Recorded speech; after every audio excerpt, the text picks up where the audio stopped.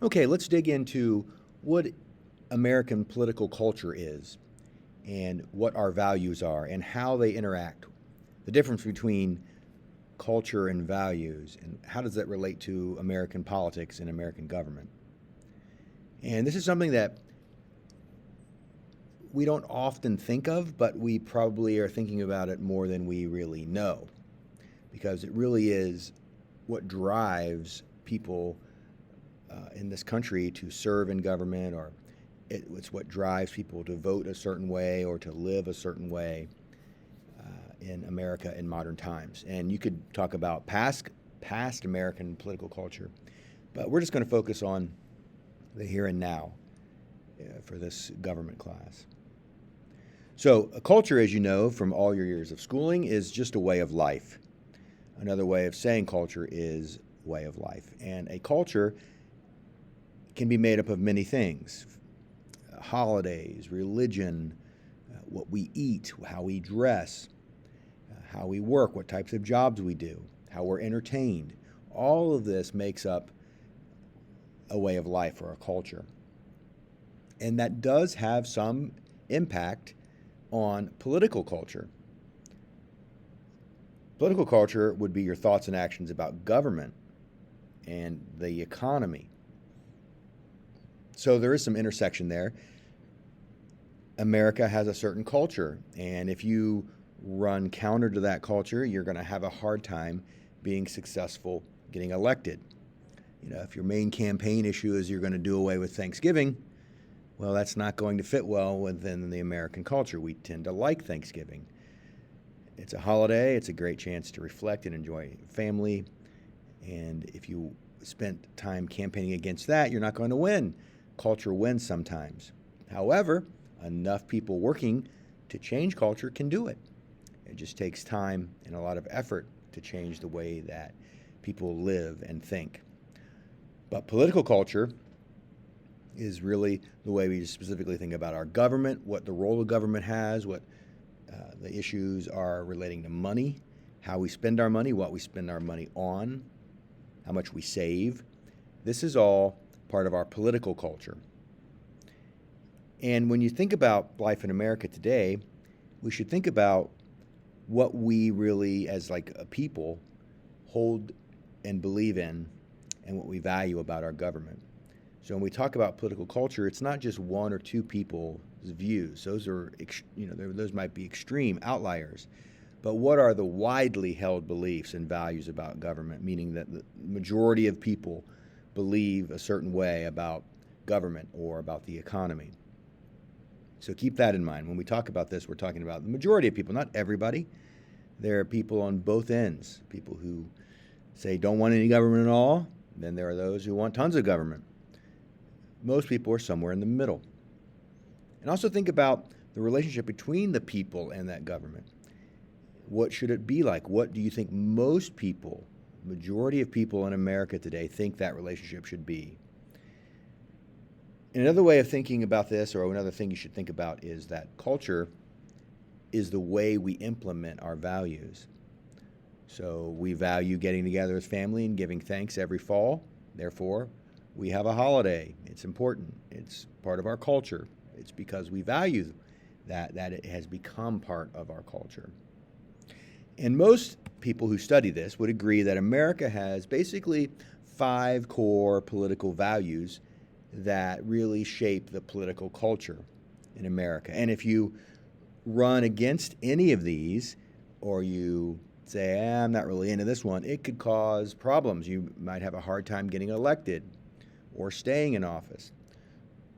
So when we think about America's core political values, we're thinking about the equality of opportunity, individualism, free enterprise, limited government, and the rule of law. These principles, these values, are found from the very beginning in America's founding documents. The Constitution and the amendments to the Constitution, and before that, the Declaration of Independence. So these are with us from the very beginning, and we get them from a variety of sources: the British system, Greek, Roman. We had taken the best that we thought about politics and made them part of the American system. So when you think about these 5 things, they really represent American values and political culture. So we're going to dig a little bit deeper into each one of them and spend a little time on each one of these 5. So individualism. This may seem basic, but from the very beginning, part of American life, American government, was that people are responsible for their own choices. No one's going to help you. You want to make it, you're going to have to work hard. You're going to have to be tough. And this is the way it was at Jamestown. This is the way it was at Plymouth. This is the way it was in the colonies. So if you're going to make it, you're going to have to do it on your own. Be a rugged individual. Maybe like this cowboy that just got what it takes to survive. And we like to think of Americans as having this today, like these hard workers. President Herbert Hoover, back in the early 20th century, was a big proponent of rugged individualism. And it helped him win the election once, but there was a big shift with the Depression, and people started to depend on government a little bit more to take action when individuals couldn't. And so we will talk about that a little bit more later. But generally, even today, though, most Americans see individualism as important. It's really one of our values. You got to just work hard and take care of yourself. Another aspect of American political culture is the equality of opportunity. This does not mean that everybody's equal in terms of their wealth or their status in society, or equal in height or weight. That's not really what America is about. America has from the very beginning been about that everybody has or should have equality of opportunity. Now, of course, slavery was an issue with this, right? Because that wasn't even an option. But over time, with the abolishment of slavery and the work of Congress and states and the Supreme Court, we've gotten to a point now where we think that, the majority of people think that in America everyone has a shot.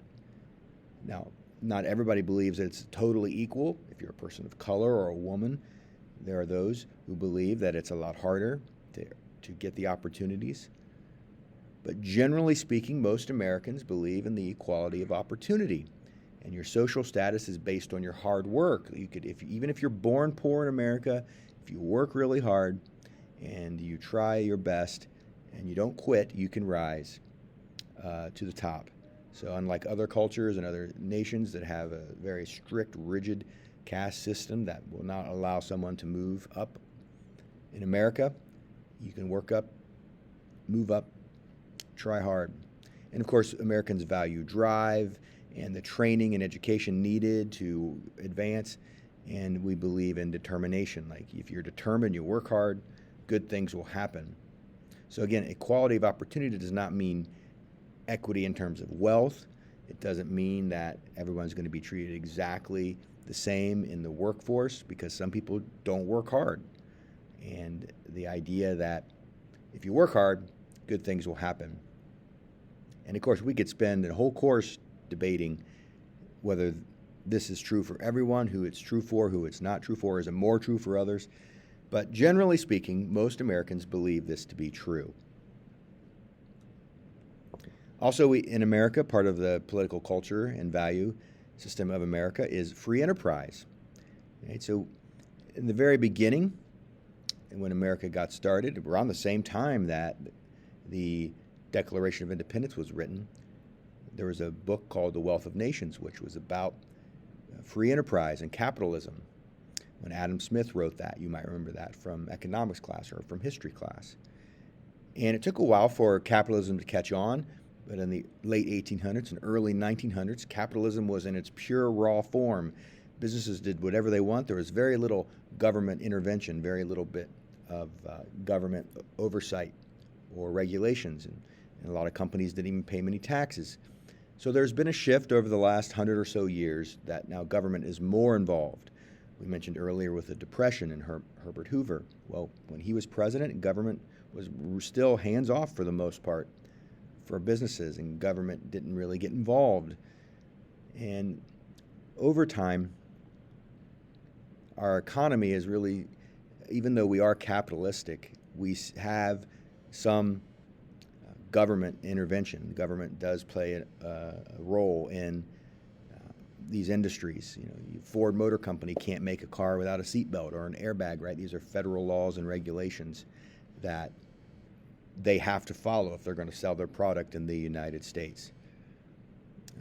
Pringles, if they're going to sell their product in the United States, they have to tell the ingredients and the calories and the nutritional makeup of the Pringle, or you can't sell your product in the United States. So overall, you can still go out and start a business and make money, become rich with a business, but there is some government intervention. We have what we would call a mixed economy. It's not purely capitalistic, and it's not purely a government-driven command economy that you might find in, say, a communist country.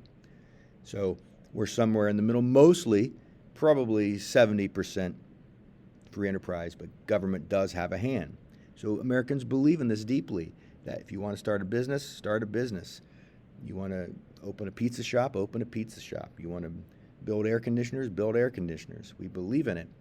And if someone were to come out and say, this system's got to go, we need socialism, communism, or people in America probably wouldn't go for that.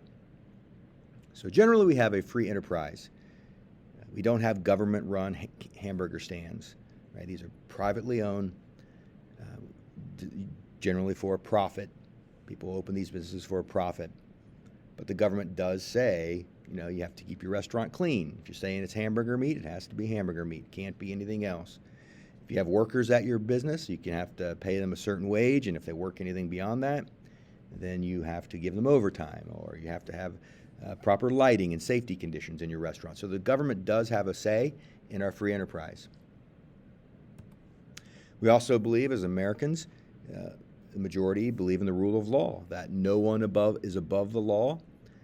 No matter how wealthy you are, if you do something that violates our standards, our laws, then you will be held accountable for that, maybe possibly punished for it.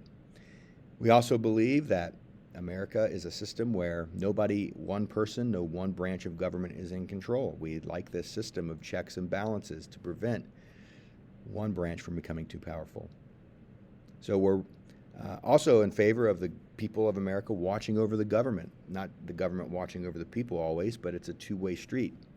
We are in charge of our government, right? It says right in the Constitution, we the people. That's where the power of the government comes from, the people, not from the king, but from the people. And this is an important aspect of American political culture. If you go against this, you won't survive long as a elected official. And finally, limited government. America is a big fan of limited government. And think back to history class. You remember that from the very beginning, Thomas Jefferson, Ben Franklin, others who were part of the Enlightenment in the American colonies believed that everyone had natural rights given to people at birth by God, and the government could not take those away.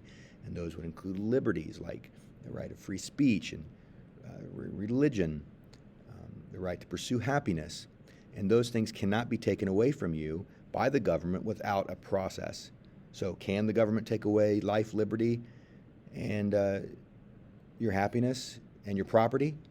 Well, yes, they can, but only after a legal process.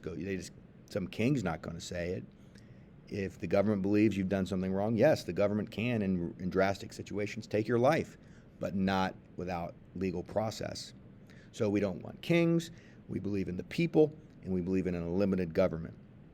And this has been kind of foundational from the very beginning of the American Republic. So our political culture, it's based on our values. It shapes everything that happens in politics. If you want to succeed, you pretty much have to fall in line with these big principles and big values of the American culture.